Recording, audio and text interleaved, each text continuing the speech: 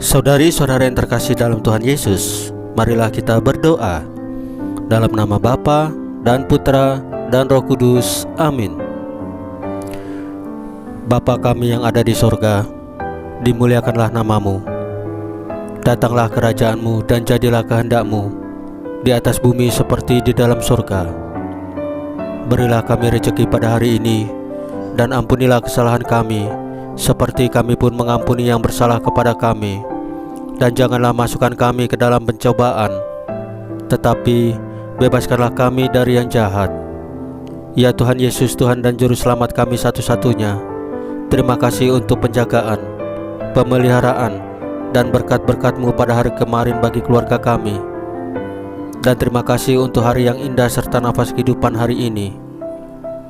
Ampunilah segala perkataan, pikiran, tindakan, perasaan ataupun kelalaian kami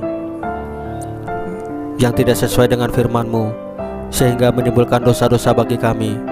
Ampunilah dengan kerahiman-Mu ya Tuhan Yesus, dan berikanlah kerinduan yang besar kepada kami untuk menyambut sakramen Maha Kudus, yaitu Engkau sendiri, baik dalam misa online ataupun misa offline.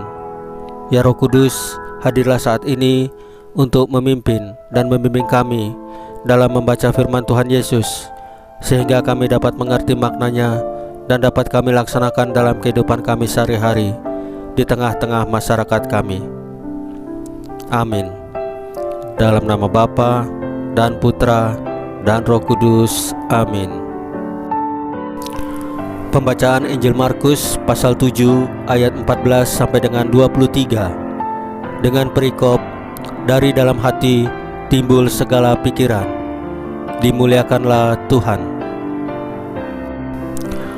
Lalu Yesus memanggil lagi orang banyak dan berkata kepada mereka, "Kamu semua, dengarlah kepadaku dan camkanlah. Apapun dari luar yang masuk ke dalam seseorang tidak dapat menajiskannya. Tetapi apa yang keluar dari seseorang, itulah yang menajiskannya. Barang siapa bertelinga untuk mendengar, hendaklah ia mendengar." Sesudah ia masuk ke sebuah rumah untuk menyingkir dari orang banyak, murid-muridnya bertanya kepadanya tentang arti perumpamaan itu. Maka jawabnya, "Apakah kamu juga tidak dapat memahaminya?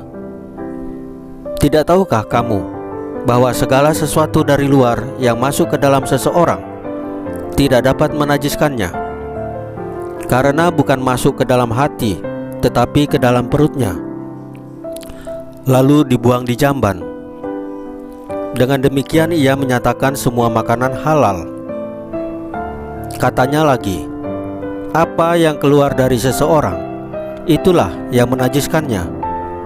Sebab dari dalam, dari hati orang, timbul segala pikiran jahat, percabulan, pencurian, pembunuhan, perzinahan, keserakahan, kejahatan, kelicikan, hawa nafsu, iri hati, hujat, kesombongan, kebebalan. Semua hal-hal jahat ini timbul dari dalam dan menajiskan orang. Demikianlah sabda Tuhan. Terpujilah Kristus." Saudari-saudara yang terkasih di dalam Tuhan Yesus, di sebuah komunitas ada seorang pastor yang seringkali didatangi tamu dari banyak tempat, bahkan dari luar kota. Mereka datang meminta nasihat atau bimbingan rohani. Ironisnya, hampir tidak ada anggota komunitas atau tetangga terdekat yang datang untuk meminta bimbingan dari pastor itu. Pengalaman ini mengingatkan kita akan pesona Salomo yang memotivasi Ratu Negeri Seba untuk melihat hikmatnya. Ratu itu datang dari jauh untuk menimba kebijaksanaan Salomo. Namun tidak diceritakan apakah orang-orang yang dekat dengan Salomo juga ikut berguru dari kebijaksanaannya. Seringkali orang luar komunitas justru mendapat keuntungan dari berbagai kualitas, talenta, hikmat, dan ilmu yang dimiliki oleh seseorang yang ada di dalam suatu komunitas tertentu. dibandingkan dengan orang-orang terdekatnya. Orang bijaksana mestinya mampu menggunakan telinganya untuk mendengarkan, termasuk mereka yang ada di sekitar kita, termasuk orang yang serumah dengan kita, termasuk orang tua atau saudari-saudara kita dalam sekeluarga, ayah atau ibu, suami atau istri, bahkan anak-anak. Marilah kita meluangkan waktu untuk mengagumi, menikmati, dan menimba inspirasi dari salah seorang atau banyak anggota keluarga kita sendiri yang barangkali selama ini telah menginspirasi, bahkan mengubah banyak orang menjadi lebih baik di luar sana. Namun kita sendiri abai mengagumi dan mensyukurinya. Saudari-saudara yang terkasih dalam Tuhan Yesus, marilah kita berdoa sebelum mengakhiri bacaan dan renungan hari ini.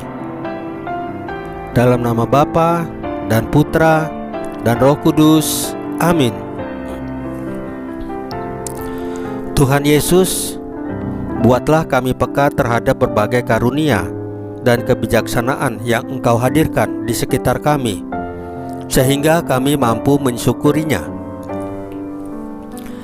Salam Maria, penuh rahmat, Tuhan sertamu. Terpujilah Engkau di antara wanita, dan terpujilah buah tubuhmu Yesus. Santa Maria, Bunda Allah, doakanlah kami yang berdosa ini, sekarang dan waktu kami mati. Ya Tuhan Yesus, tambahkanlah iman kami hanya kepadamu saja, karena Engkau adalah Tuhan dan Juru Selamat kami satu-satunya. Amin. Dalam nama Bapa dan Putra dan Roh Kudus. Amin. Saudari-saudara yang terkasih dalam Tuhan Yesus, bacaan firman dan renungan hari ini sudah selesai. Tuhan Yesus memberkati kita semua. Amin.